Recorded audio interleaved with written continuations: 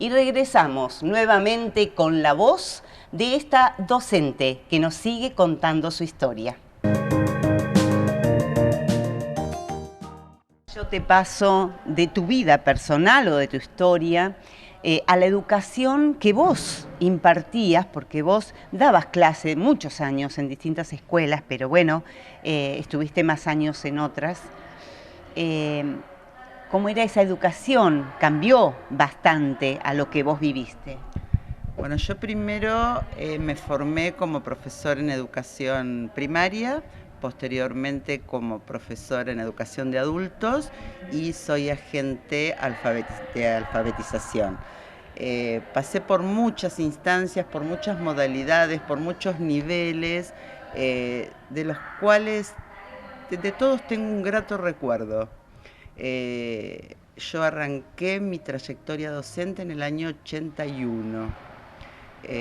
Sin ir más lejos, pensando en la celebración del día de ayer, en el año 82, fue muy difícil la tarea docente en la escuela, porque había que contener familias, había que contener niños, se vivió lo de Guerra de Malvinas y yo estaba en una localidad que adoro, Copetonas, en ese momento. Y bueno, había que contener. También se atravesó en esos años por una inundación que no se podía llegar, pero ahí estábamos atravesando gobiernos militares, así que la educación se puso todavía con un mayor nivel de rigidez y sobre todo por ahí se cargaban mucho las tintas en el docente de lo que podía y no podía hacer. Y bueno, eso también se veía en la educación de los chicos. Pero pasaron los años y de un extremo quizá nos fuimos al otro, donde hay por ahí más libertades, tienen los chicos, que no estoy en contra de eso. Sí, voy a seguir bregando siempre por el respeto para el otro. En aquellas épocas por ahí no se atendía tanto a la diversidad y a la individualidad. Hoy por hoy se apunta a eso, la atención a las distintas personas, ¿no es cierto? Todos estamos en el sistema. Que eso lo veo como positivo. Lo que por ahí no me gusta tanto es que nos está faltando como sociedad algo, un poco más de respeto, un poco más de ser empático con el otro. Eso lo veo como una necesidad como sociedad. Es decir, podemos hablar, podemos tener consensos o disensos, pero siempre bajo el contexto del respeto. Seguramente te suenan algunos libros y manuales que uno enseñaba. Mi mamá me ama, mi mamá me mima. ¿Qué era eso? A ver. Esos eran, creo que era palabra generadora, era, bueno, el más antiguo que me acuerdo es el UPA, después los teritos, el manual del alumno bonaerense. A ver, tuve un periodo en el que me tocó enseñar con ese material, pero después al entrar o al ingresar en las capacitaciones de alfabetización, la cabeza se nos abre de semejante forma que ya el alumno no trabaja con un único libro, ni dónde está arreglado que abajo está la respuesta. Es decir, intentamos formar un alumno pensante, un alumno que pueda discernir entre si me gusta o no me gusta. Eso se fue dando con el tiempo, como hablábamos de la misma sociedad y la diversidad que ahora. Eso se fue dando con una gran profesional, pedagoga, didáctica, docente, que fue Emilia Ferreiro. Sí, que tuve la oportunidad de conocerla y en Tres Arroyos fuimos privilegiados porque la conocimos, la tuvimos, fuimos a muchos congresos y disertaciones de ella y eso hizo que en el caso de la alfabetización diera todo un giro. Cambió la mirada, digo, de la forma de enseñar, de la forma de poder brindarle la información al estudiante, ¿no? Sí. Aunque últimamente estoy viendo que por cada materia los niños tienen un libro.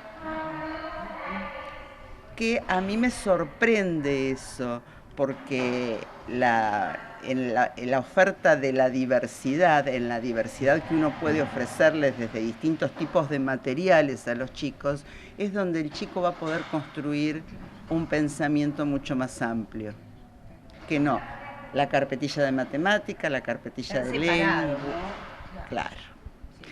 Eso también en la escuela rural, que también ocupa un lugar muy importante en mi corazón, la escuela rural, no quiero emocionarme, eso se puede ver porque hay un único docente que trabaja todas las áreas. Entonces no podemos trabajar matemáticas con este librito, lengua con este otro libro, no. Entonces trabajamos desde un texto o desde una actividad como puede ser el cine, el teatro, la huerta, y uno trabaja lengua, matemáticas, naturales, sociales. Es transversal. Es transversal, es transversal. Vos te emocionás porque seguramente pensás en aquella campana que has tenido que tocar o aquel reto, aquel alumno que por ahí no hizo la tarea y entonces lo pusiste con vos y le dijiste, ¿y por qué no la hiciste? ¿No? Porque el docente, digo, además de ser docente, es mamá o tiene una familia o es hija o es sobrina, tiene una historia. Y es un poco psicóloga porque escucha un poco a ese alumno, a esa familia que viene con esa necesidad. ¿Qué te ha marcado a vos en la docencia? ¿Qué me ha marcado? Como aspectos positivos te puedo decir que tuve grandes compañeras, grandes líderes que de ellas aprendí o aprendimos juntas.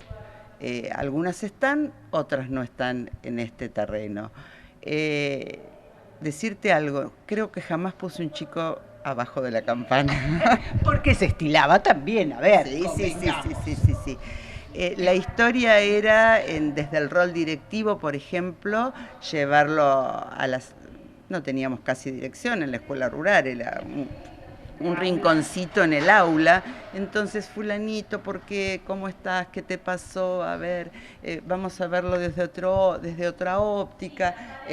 Esto se hace, esto no se hace, esto conviene hacerlo, esto no conviene hacerlo. Y bueno, y el vínculo con las familias que tuve, ya sea en Copetonas, en la escuela 16 o en la escuela 12, son vínculos que quedaron muy sellados a fuego en mi corazón. ¿Siempre estuviste con nivel los primeros años de los alumnos o tuviste también alumnos en quinto, en sexto? En su gran mayoría, digo, ¿no? Porque debuté con un sexto y séptimo año en el área de lengua y sociales, creo que era en Copetonas. Con una directora, si bien exigente pero muy amorosa, que le mando un saludo grande, vive en Copetonas, que es Alicia Roldán, y la escuela marchaba, que era una maravilla. Estuve mucho tiempo. Si yo no lograba la suplencia en escuela 16, que era mi otro corazón, me iba para Copetonas. Había una gran diferencia, había que hacer 75 kilómetros a diario, pero bueno, ahí estaba repartida mi vida laboral. Y con respecto a qué grupos tuviste, primer grado, segundo bueno, grado. Arranqué, era grado, ahora es año. Sí, ahora ¿no? es año. Arranqué con el tercer ciclo, podríamos decirle así, o el sexto y séptimo, y después ya me fui formando para lo que era toda la alfabetización inicial, que eran los primeros años. ¿Qué me pasó? Cuando yo tomo una dirección de tercera, intento continuar con primero y segundo año. A ver, las direcciones de escuelas rurales son de tercera porque tenés grado a cargo. Entonces, sos docente y directivo. Y no podés estar saliendo del aula porque vino un papá, porque no llegó la leche para el comedor, porque se paró la bomba de agua, etcétera, etcétera. No podés estar saliendo del aula con un primero o segundo, porque todos tus polluelos salen por detrás tuyo. Entonces ahí me di cuenta que tenía que irme al segundo ciclo. Entonces tuve tercero y cuarto en ese momento. Después la formación de adultos, uno tiene gente mayor, la formación de adultos es distinta, pero es maravillosa, porque ver eclosionar a un adulto mayor que comenzó a leer y escribir, te eriza la piel. Una nota de color. ¿Qué pasaba con el tema hace unos cuantos años de los piojos? A ver, los docentes revisaban las cabezas de aquellos niños que teníamos algún piojito dando vuelta. Sí, por supuesto, se revisaban piojos, si eran necesarios, se hacían lavar los pies, si se les daba del ropero escolar, se les hacía un cambio de zapatillas.